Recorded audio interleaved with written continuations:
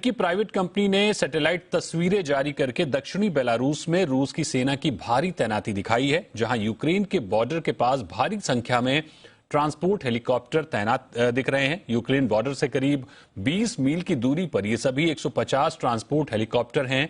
150 helicopter में से 90 helicopter सड़क पर खड़े हुए हैं। इन हेलीकॉप्टर की तैनाती 5 मील के इलाके में फैली हुई है। साथ ही थल सेना की भारी तैनाती भी नजर आ रही है, जो कि 100 वाहन के काफिले में दिख रही है।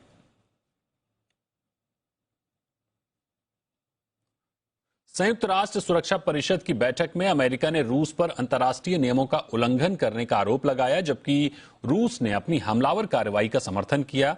यूएनएससी की चर्चा में भाग लेते हुए भारत ने कहा कि यूक्रेन संकट के शांतिपूर्ण समाधान का समर्थन करते हैं।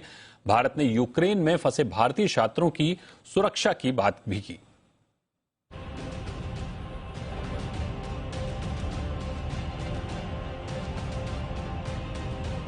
यूएन के दखल से रुकेगा रूस? यूएन में रूस की घेराबंदी।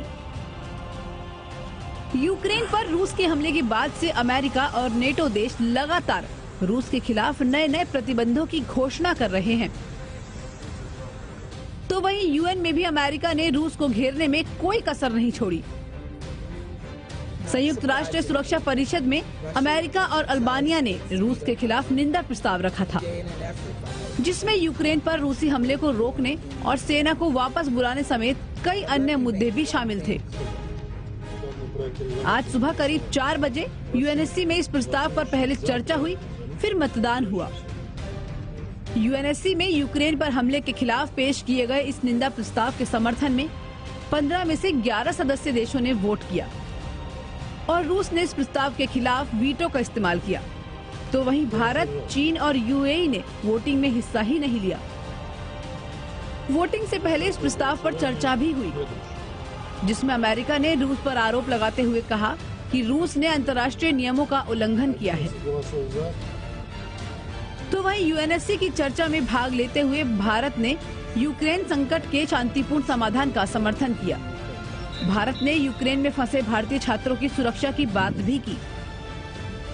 Dialogue is the only answer to settling differences and disputes. It is a matter of regret that the path of diplomacy was given up.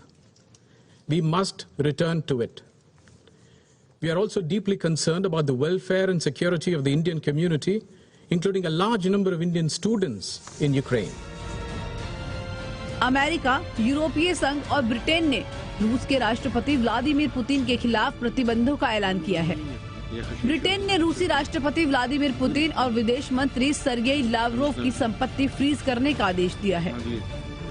वहीं कनाडा ने भी राष्ट्रपति व्लादिमीर पुतिन और विदेश मंत्री सर्गेई लावरोव पर प्रतिबंध लगाया है और रूस को स्विफ्ट बैंकिंग प्रणाली से बाहर करने का समर्थन किया।